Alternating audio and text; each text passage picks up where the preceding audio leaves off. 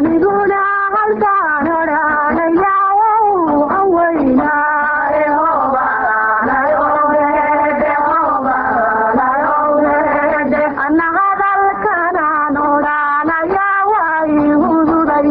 wacan oo wanaagsan dhegaystayaal guud ahaan meel walba aad joogtaan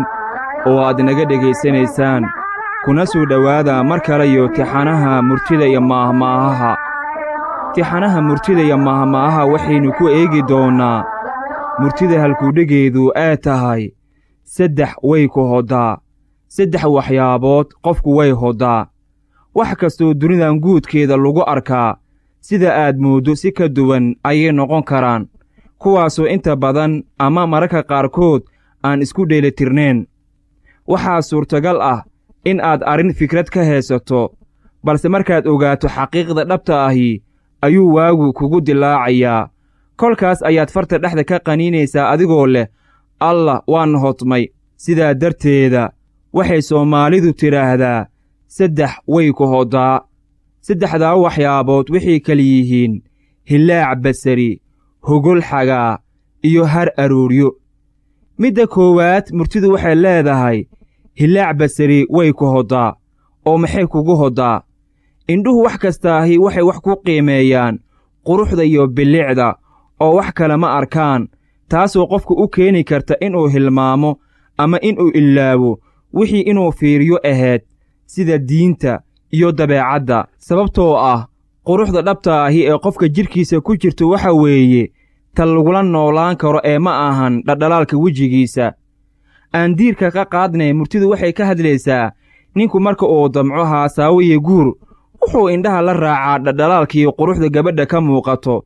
oo isma weyddiiyo xaaladaheeda hoose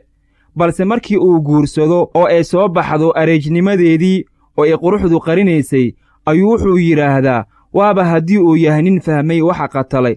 allah hilaac baseri way ku hodaa oo waxay ugu hoday quruxda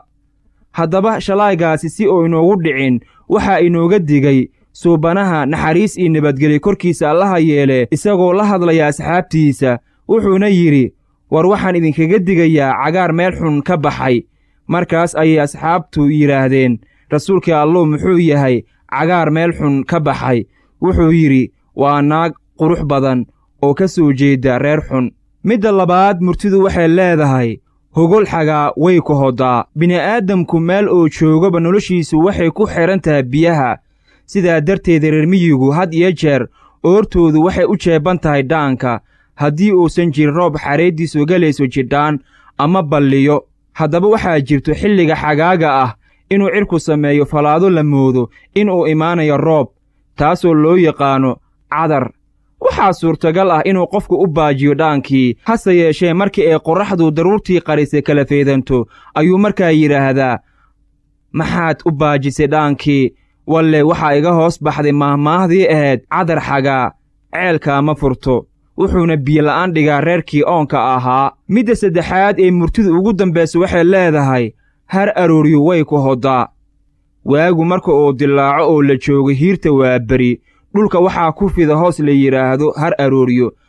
waana intan cadceeddu shucladeedu fidin bal aynu eegno waxaa loola jeedo har arooryo way ku hodaa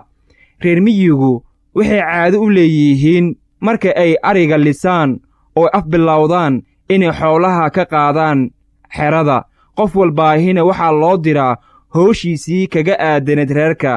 kii dhaan kaxeen lahaa gabadhii iyadu meerax soo diiran lahayd tii kabad ama falko samaysan lahayd balse har arooryo qofku way hodaa waan qofkan fiijignayn oo wuxuu moodayaa inay maalintu dheer tahay siduu isku leeyahay barqadii lama gaarin soomaaliduna waxa ay tidhaahdaa qorrax dabadeed doqon baa maalin mooday